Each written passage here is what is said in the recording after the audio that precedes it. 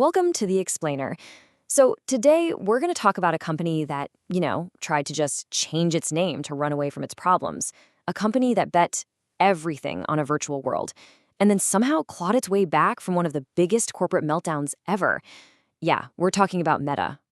All right, let's just start with this number negative $700 billion. I mean, let that sink in. That's how much market value Meta just lost in a single year. To give you some perspective, that's bigger than the entire economy of a lot of countries. It was a complete and utter freefall, just historic. So you gotta ask, right? How does a giant like this just collapse so spectacularly? And maybe even crazier, how did it manage to climb all the way back to the top?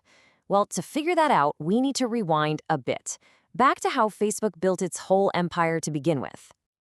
Okay, so let's go back to the 2010s. You have to remember, Facebook wasn't just another company. It was everything. It was a cultural phenomenon, a true digital dynasty. And it was all built on this one really simple, really aggressive motto.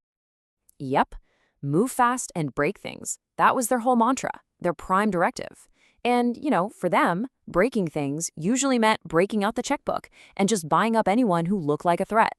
Their entire game plan was domination through acquisition. And here's exactly how they pulled it off. That 2012 IPO, it gave them a $16 billion war chest. First thing they did, they grabbed Instagram for $1 billion, which, sounded like a lot back then, but today, that's an absolute steal. And then, just 2 years later, boom, $19 billion for WhatsApp. With those two moves, they basically had the entire social media landscape on lockdown. But being on top of the world like that, it comes with a price. By 2021, the company was in hot water. I mean, a total firestorm of criticism, whistleblower leaks, you name it. Everyone was questioning their impact on society. So, right in the middle of this crisis, they did something completely insane. One of the boldest pivots you'll ever see. They went all in. They bet the entire company on this idea of the metaverse. They didn't just talk about it. They literally changed their name from Facebook to Meta. It was a signal to everyone. We're not just a social media company anymore. We're building a whole new digital reality. And they absolutely put their money where their mouth was. We're talking a hiring spree of epic proportions. Tens of thousands of new employees in just a couple of years. Billions upon billions of dollars just poured into their Reality Labs division, all to try and make this virtual future a reality. But yeah, that bet was not paying off. Not even close.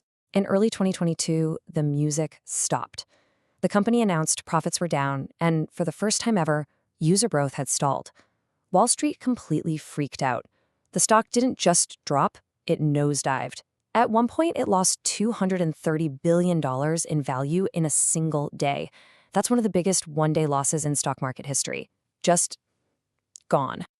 So, faced with that brutal new reality, Mark Zuckerberg had to do something he almost never does, admit he was wrong. He came out and said, hey, I got this wrong. He'd misjudged the economy, and the consequences were massive. We're talking huge layoffs. Over 20,000 people lost their jobs in what he kind of grimly called the year of efficiency. But this year of efficiency, it wasn't just about firing people. It was about finding a new direction. The whole metaverse dream was, let's be honest, on life support. So Meta needed a new big bet, and they needed it fast. Where did they turn? To the hottest thing in tech, of course, AI. And you know what? This time, it seemed like they'd actually learned from their mistakes. Remember when they tried to copy TikTok with that app Lasso? Total flop. But this time, they launched Threads right as its main competitor, Twitter, was in total chaos. And it was a massive hit.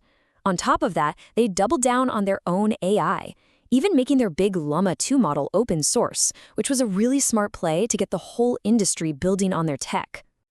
The results? I mean, they were absolutely dramatic. Look at that dip in 2022. That was their first ever drop in revenue. But then this new focus on AI and efficiency, it totally worked. Revenues shot back up in 2023, and by early 2024, the stock price hadn't just recovered, it hit a new all-time high. A truly stunning comeback. But here's the thing. Even with all that money pouring back in, there's this shadow. A shadow that's followed the company through every rebrand, every pivot, every single new product.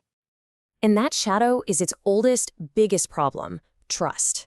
You can fix the balance sheet, but what about the scandals? What about Cambridge Analytica, the antitrust lawsuits, the serious questions about its impact on kids' mental health? All those problems, they never really went away. And we're not just talking about bad headlines here. This stuff has a real price tag, a massive one. In 2023, the European Union slammed them with a record-breaking fine, 1.2 billion euros, for legally moving user data over to the US. And that wasn't a one-off. Just a year later, in 2024, they had to pay out another $1.4 billion, this time to the state of Texas, for allegedly collecting people's biometric data without permission. The hits, financially, just keep on coming. And it's not just regulators. The level of distrust from lawmakers and the public is, well, it's deep. This quote from a prominent politician really sums it up.